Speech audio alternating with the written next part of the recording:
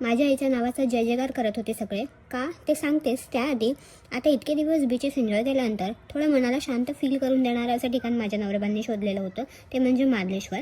आम्ही ट्रेकिंगला सुरुवात केली. जवळपास 500 पायऱ्या चढल्यानंतर आम्ही मस्त महादेवाचं दर्शन करून घेतलं आणि हा वॉटरफॉल बघितला. हा वॉटरफॉल पाऊस नसतानासुद्धा इतका प्रवाहाने वाहत होता, म्हणजे डोंगरातून पाणी येत कुठून होतं हेच समजलं नाही. तेव्हा वाटलं की विंटरमध्ये इतकं पाणी आहे या वॉटरफॉलला, तर रेनी सीझनमध्ये हा किती भारी दिसत असेल. मग इथे अजून थोडीशी ट्रेकिंग करून दगडावरून जायचं होतं आणि मग आम्ही फायनल पॉईंट कुठे आहे शोधत आम्ही समोर गेलो. माझ्या नवऱ्याबांनी माझा हात पकडून मला घेऊन गेलेले. पण तेव्हा जाऊन असं वाटलं की बरं झालं की मी इथपर्यंत आली, कारण हा व्ह्यू खूप भारी होता. मनाला एकदम प्रसन्न वाटलं, कारण ते पाणी इतकं जास्त गार होतं आणि त्या पाण्यातून ना छोटासा रेनबोसुद्धा येत होता. त्यानंतर माझ्या आईचं जय जयकार का होत होता हे तुम्हाला सांगते.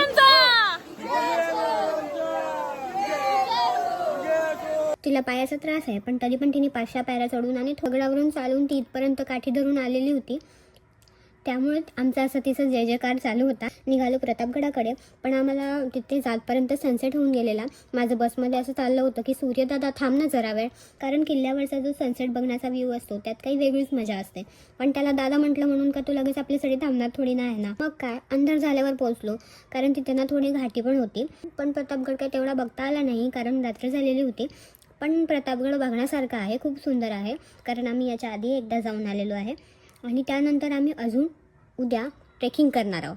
ती कुठली ते सांगतेच उद्याच्या व्लॉगमध्ये. तोपर्यंत बाय.